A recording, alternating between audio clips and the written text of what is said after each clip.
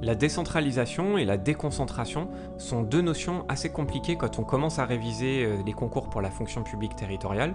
Pourtant, ce sont deux notions essentielles dans la compréhension de notre concours et il est assez urgent dans, on va dire, le début des révisions de bien caler ça et d'être complètement incollable sur le sujet.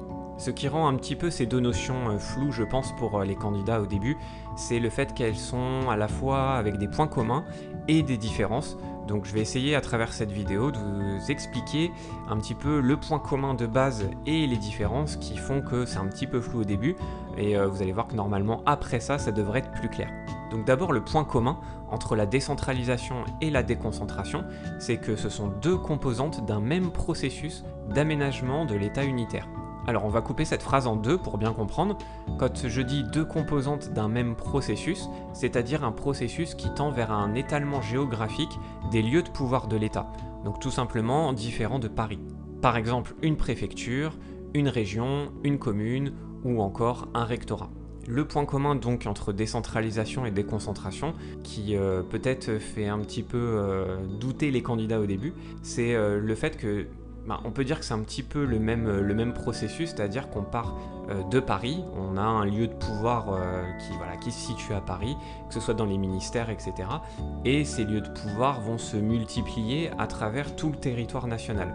Donc voilà, le processus en tout cas il est là, et c'est un processus qui est commun. Ensuite ce processus d'aménagement, on parle quand même d'aménagement d'un État qui reste unitaire. Ça c'est une notion très importante en France. Tout simplement ce que ça veut dire l'État unitaire, c'est qu'il y a un seul pouvoir politique, un seul pouvoir national, un seul pouvoir souverain. Donc la décentralisation et la déconcentration ne remettent pas en cause le pouvoir de l'État. C'est pas une organisation fédérale comme on a aux États-Unis par exemple, où on a plusieurs États fédéraux comme le Texas, comme la Californie, qui ont par exemple leur propre système judiciaire, ce qui n'est pas du tout le cas en France. Donc la décentralisation et la déconcentration partagent ce même objectif de rendre un petit peu de pouvoir entre guillemets à tout le territoire national et de ne plus être juste sur Paris. Maintenant voyons les différences entre ces deux notions. Il y en a trois principales. La première, c'est que dans le cas de la décentralisation, on parle de transfert de compétences, alors que dans le cas de la déconcentration, on parle de représentation de l'État. Pour la décentralisation, le fait de transférer des compétences, ça veut dire que l'État délègue complètement certaines compétences. Le but ici est de prêter, entre guillemets, des pouvoirs à des entités de proximité pour plus d'efficacité dans certains domaines. Par exemple, dans le cadre du développement de l'économie locale, eh bien, les régions, on a estimé en tout cas que les régions étaient mieux placées que l'État pour cette compétence, donc l'État délègue de plus en plus cette compétence aux régions. Idem pour le social, le département est aujourd'hui identifié comme l'échelon le plus logique, en tout cas pour déployer cette politique sociale. Donc par exemple, les départements ont la gestion du RSA. Ou encore en termes d'aménagement du territoire, on estime qu'aujourd'hui les communes et même de plus en plus les intercommunalités sont plus compétentes que l'État en cette matière. Ensuite, dans le cadre de la déconcentration, on parle de représentation de l'État, donc c'est l'État qui reste aux commandes. Le but ici n'est plus de prêter des pouvoirs ou de déléguer, le but ici est de mieux contrôler et de mieux administrer les territoires dans plusieurs domaines. Par exemple, dans le domaine de la salubrité publique, eh bien, le maire, sous contrôle du préfet, est l'échelon en tout cas le plus apte à agir. Aussi dans l'éducation, le rectorat est l'échelon de référence, mais en tout cas dans ces deux cas et dans bien d'autres, l'État est toujours derrière, il n'y a pas de délégation, l'État reste aux commandes. Une autre différence entre la décentralisation et la déconcentration, c'est le fait que dans un cas on parle d'autonomie ou encore de libre administration et dans l'autre de contrôle. Donc je pense que vous l'aurez deviné, dans le cadre de la décentralisation on parle d'autonomie ou de libre administration. En effet celles-ci ont la personnalité morale, donc juridiquement ce sont des personnalités à part entière. Elles ont leurs moyens propres, y compris un petit peu de fiscalité propre. C'est pas forcément le plus gros de leur budget, mais en tout cas, elles ont ça, donc c'est quand même un signe fort en termes d'autonomie. Et elles ont aussi des organes délibérants, donc là pareil, c'est un gros signe aussi en termes d'autonomie ou de libre administration, puisqu'elles ont leurs propres élus. Les administrations déconcentrées, quant à elles, sont sous l'autorité administrative de l'État, elles représentent l'État, donc leurs moyens sont les moyens de l'État, et il y a un véritable contrôle hiérarchique de l'État sur celle-ci. Enfin, une dernière différence que je trouve assez intéressante, mais qui est particulière à manier, donc à vous de voir si vous voulez le sortir le jour d'un oral par exemple. Faut être bien au fait sur le sujet, faut être assez à l'aise pour pouvoir l'évoquer, vous allez comprendre pourquoi après. C'est le fait que sur la décentralisation, on peut parler d'élection, alors que dans le cadre de la déconcentration, on peut parler de nomination. Donc c'est assez intéressant je trouve comme point, parce que dans le cadre des collectivités territoriales, donc les communes, les intercos, les départements, les régions, eh bien il y a des élections. C'est donc le peuple souverain qui élit ses propres représentants dans ses administrations. Alors que côté déconcentration, ce sont des nominations et donc des révocations par le pouvoir central. Donc techniquement, ça se fait par décret du président de la République, par exemple, pour les préfets ou les recteurs. Alors attention juste sur cet argument, il existe deux exceptions.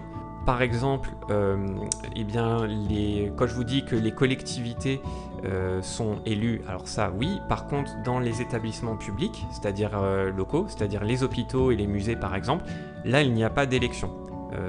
Après, une deuxième exception qu'on pourra avoir, c'est dans le cas du maire. Le maire est certes élu, mais il est à la fois un agent de la décentralisation et un agent de la déconcentration. Ça, on peut dire que c'est du fait de sa double casquette, et si vous voulez plus de renseignements là-dessus, je vous invite à aller voir la vidéo que j'ai fait spécialement sur ce sujet. Donc après avoir vu le gros point commun entre ces deux notions et les trois différences principale qui permet quand même de dire que c'est pas la même notion.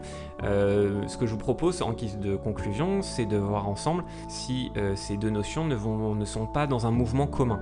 Donc l'idée est de dire que oui, il y a un mouvement commun entre ces deux notions, et ça peut être intéressant pour vous de le ressortir le jour d'un oral ou d'un écrit. Là, je vais me baser sur deux lois. Donc la première loi, c'est la loi du 6 février 92 ATR, donc ATR pour Administration territoriale de la République.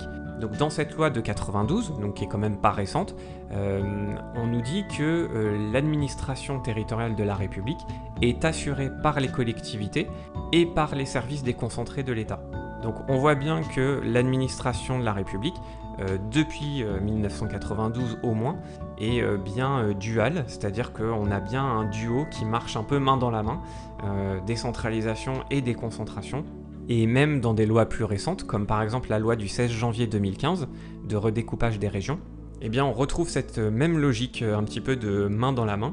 Là, ici, on commence par une loi de décentralisation, donc avec un redécoupage des régions, mais cette loi de décentralisation a dû s'accompagner d'une nouvelle organisation des services déconcentrés. Bon, ça paraît un peu évident, mais si on a des nouvelles régions, eh bien on a des nouvelles préfectures de régions également. Donc l'un ne va pas sans l'autre, et on a vraiment un espèce de couple administratif qui fonctionne l'un avec l'autre. Par contre, pour conclure sur quelque chose peut-être de plus personnel, donc là attention si vous en parlez à l'oral ou pas, mais vous pouvez peut-être essayer, on peut se demander si ce couple n'est pas en faveur quand même, ne penche pas d'un côté, et en l'occurrence en faveur des collectivités territoriales, donc en faveur de la décentralisation. Donc on pourrait dire oui, puisqu'on voit bien, en tout cas sur les dernières lois, dans l'esprit un petit peu des dernières organisations, que ce sont les lois de décentralisation qui impulsent les modifications de la déconcentration, et non pas l'inverse. C'est donc la décentralisation qui mène la danse, et la déconcentration, en tout cas son organisation, doit suivre ce mouvement. Mais dans un autre temps, on peut aussi mettre en avant le fait que les entités déconcentrées restent un socle de l'organisation de l'État et un socle très solide. En effet, l'État n'est pas prêt de décentraliser à tout va et notamment certains domaines. On peut par exemple penser à la justice ou à d'autres compétences régaliennes et donc on peut penser que la décentralisation a ses limites. Voilà, j'espère que ça vous a plu, que c'est un petit peu plus clair pour vous maintenant.